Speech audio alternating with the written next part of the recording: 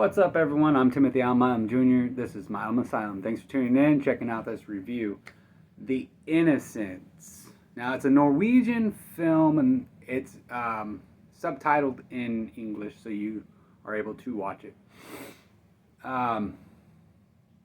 There's a few things that I'm not comfortable with on this film as far as, like, I don't know, as far as parenting goes. Like, my kids, when I was younger, at these ages, my parents allowed us to play outside and stuff, but we weren't really allowed to go anywhere without, like, calling when we got there, or kind of with your siblings and whatever else. Now, this day and age, I don't let my kids hardly do anything, and maybe that's overprotective or whatever. But no, my daughters, they need guns. They need anything so they can kill whoever is trying to hurt them, and that might be me being way over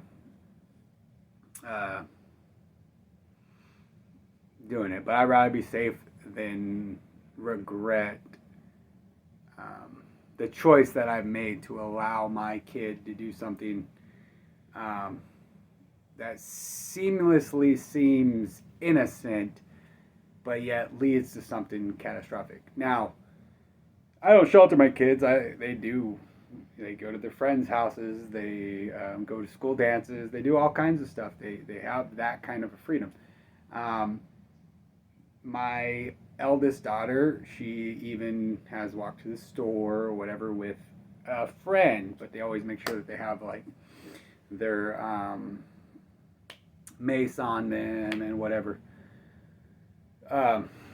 for protection and whatnot, a pocket knife, etc. You got to keep them protected. So there's these certain types of things. But to allow them alone to just walk somewhere, like, let's say a 5-minute walk could lead to a lifetime of heartbreak, mental anguish, destruction, and just kill you inside. And that's, I think, where people don't understand. I love my kids 100%. They get all of my attention at all times whenever I can give it to them. Now, having said that, this film, the parents in this film are basically MIA. You do see them and they pretend to be parents, but they're the equivalent to what a parent is, where they just have kids and give mild attention to their children instead of actually spending time with their kids. Like, they'll take their kid to the park and they're the ones on the cell phone the whole time, or talking to a neighbor or reading a book instead of, like, engaging with their child. Or they don't have time to go, read them a book, or they don't have time to sit down and play a board game. You always have time for your children. Always. You're never so busy you can't look at your kids, look at one of your kids' artwork, write Christmas elf stuff, tuck them in for goodnight, read them a story, cook them dinner, sit down with them at dinner, play a board game, make cool shit with them,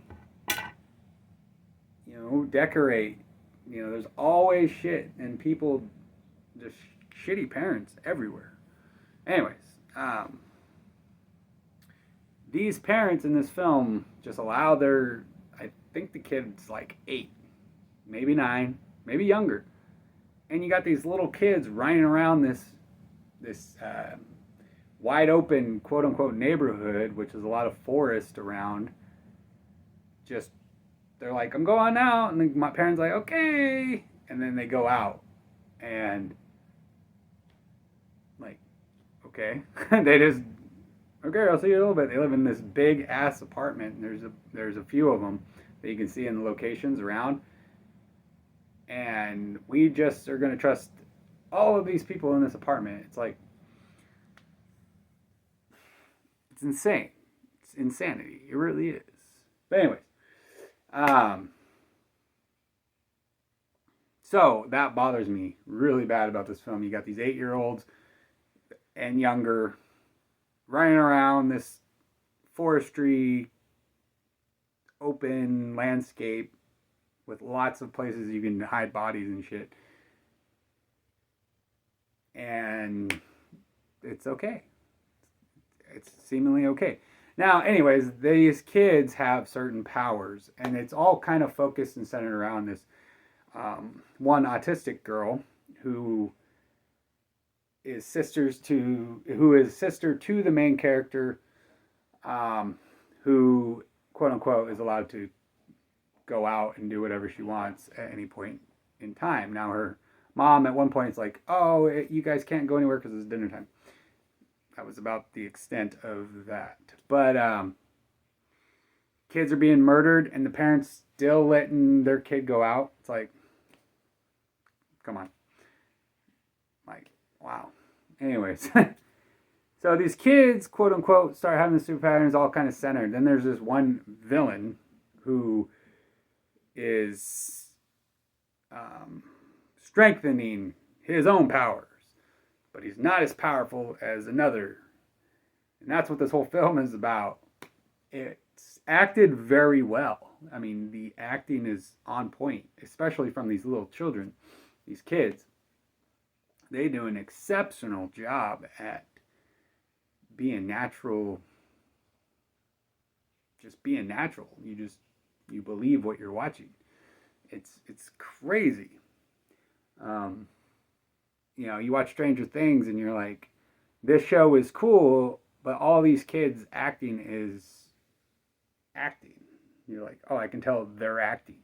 Whereas in this film, they're just naturally just being themselves in this world. And it's just crazy the difference in good acting versus just acting. Anyways, this film, yeah, I do recommend that you check it out. It's on Shudder, so go do yourself a favor and watch it. Let me know what you guys think, especially about your how you manage your children as far as like allowing them to do certain things and go certain places and etc. I'm just kind of curious. You know, I'm 40 years old in less than a month, and that was a different time frame back in those days. But anyways, let me know what you think. This film is a 7.1 out of 10. That's a review. I'm Timothy Allenheim Jr. And until next time,